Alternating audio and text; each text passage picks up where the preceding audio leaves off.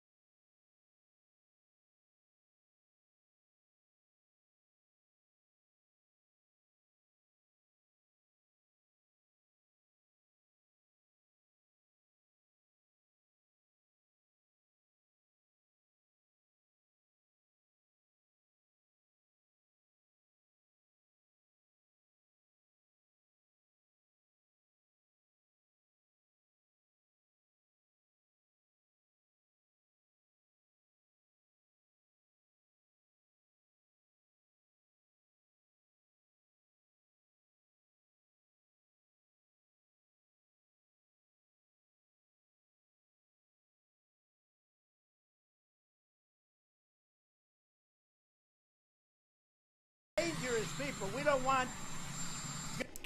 By whose definition? You see, it's moving now. It's rolling downhill, and it's not going to stop. I hope truly that some of this is just political rhetoric, but the more I'm reading and the more I'm discovering, the more I'm realizing it may not be anymore. McConnell background checks, red flag laws will be front and center. That's right. It's why you've seen me do so many broadcasts on it, just like the one yesterday, red flag betrayal. The shocking video of how conservative Dan Crenshaw went on a rant, basically thumbing his nose at all of us, saying, you don't understand. It's not what you think it is. You see, the Democrats' red flag law is different than the conservative red flag law. That's absolutely one of the most ludicrous statements I've ever heard. Now, if you haven't subscribed to me at YouTube, I'm going to ask you, please make sure your bell is checked. Subscribing to me makes no difference if you're not being alerted to my videos. However, there's a second way. If you go to justiceknight.com, now indicated by the large yellow arrow, put your email there. You'll be notified once a day when I broadcast of when my videos went up, no matter where I post them. Just below that is my donation portal, absolutely critical to a very exciting upcoming project that will assure you're still allowed the free speech, because they're going to deplatform everybody.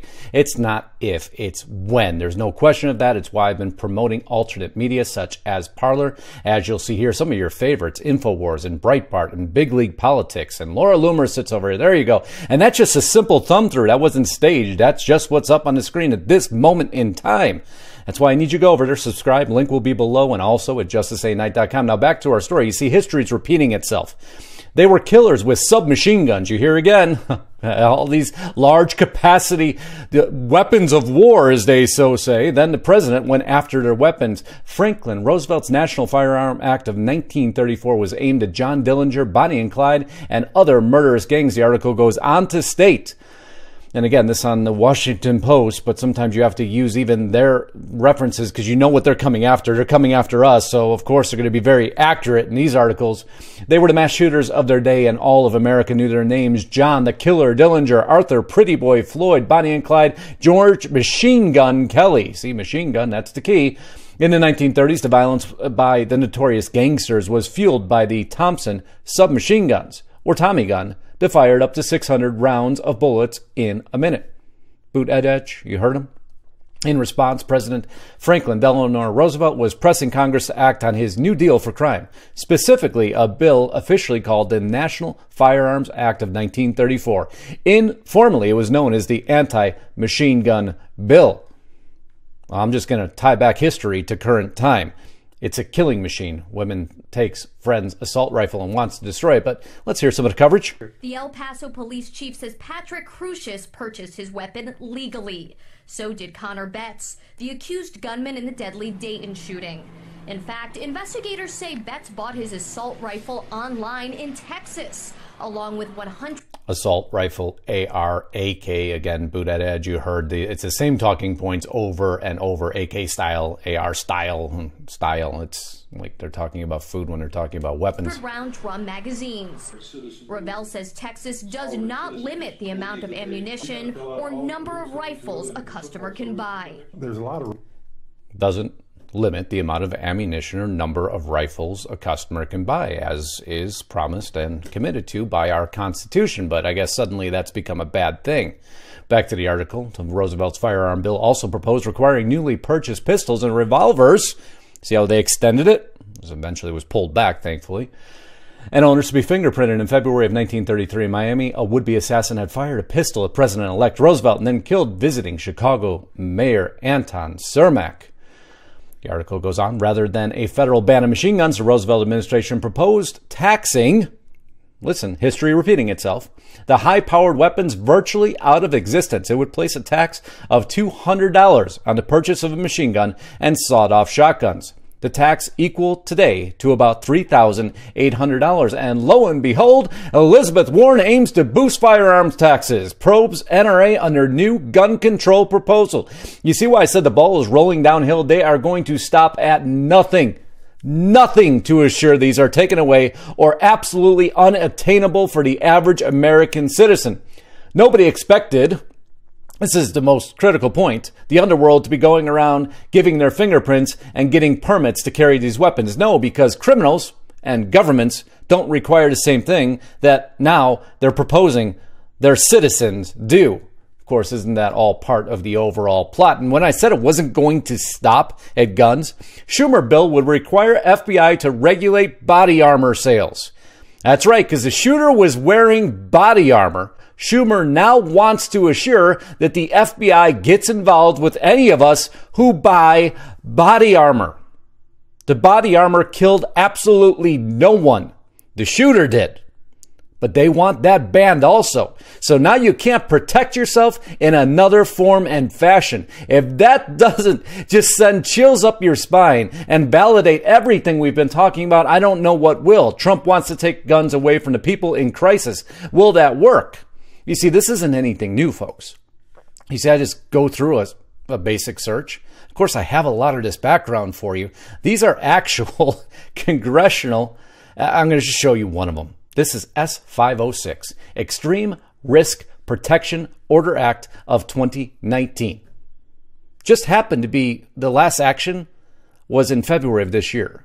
So the Extreme Risk Protection Order Act that Trump happened to mention already exists.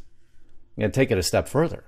Here's another one, Extreme Risk Protection Order Act 2019, HR 1236. Last action in March of this year before any of these shootings happened.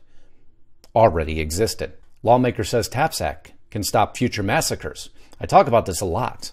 Let's listen a little bit more. In a nation deeply divided over gun rights, there is another path to public protection. If it's good enough for presidents, diplomats, and celebrities and members of Congress, it's good enough for Americans. We're going to stop there, except that the Democrats and politicians that he's referring to are the ones who would technically overtake us. So if it works for them, they're already protected. Has nothing to do with American citizens, and don't believe these talking points. Congressman Brian Babin talking about the Threat Assessment Prevention and Safety Act, TAPS for short. Simply put, the measure would fund and equip local law enforcement agents with the same predictive tools and resources pioneered by the Secret Service using advanced behavioral science. There's the TAPS Act. See, explained again. Big Brother would be watching everything. Because not only do they want to take your guns away, not only do they want to make sure they can take body armor away so you can't protect yourself, but now they want to predict what you're going to do with that weapon you allegedly no longer have, with the armor you no longer would wear. And they wonder why so many of us are shaking our head. But don't worry, because this already exists too. H.R. 838, these all proposals up for approval. That is the TAPS Act. Now America's pushing back. Montana's first red flag bill voted down with little fanfare. No, because mainstream media doesn't want you to know that. They want you to appear that the ball rolling downhill absolutely can't be stopped. Even though states are voting against it, we could just take another example. Gun sales surge in the wake of mass shootings. Again, nothing that the mainstream media would ever want you to hear, because they want to make sure that the likes of Stalin and Hitler and Mao. See, Stalin took guns away from his citizens in 1929, then murdered 20 million of them once they were defenseless. Hitler took guns away from his citizens in 1938, then murdered 13 million of them. Mao took guns away from his citizens in 1935, then murdered 20 million of them once defenseless. These are facts, my friends. Because the experts agree, gun control works. Except there's really no joke within these graphics. This is truly life or death in many ways. And we have to wake up to that, because I told you this onslaught wasn't going to stop. It's why I've been covering it so incessantly for the last week now. We obviously all care about the loss of life. We want to prevent it by any means possible. However, when those means infringe on our Constitution, then I say no. Don't tread on me, and don't tread on the American public. But once again, that's why you're here, for the actual facts surrounding all these events. So if you haven't subscribed, please do. Make sure the bell is checked. Godspeed and God bless. Until next time, my name is Justice Knight, signing out.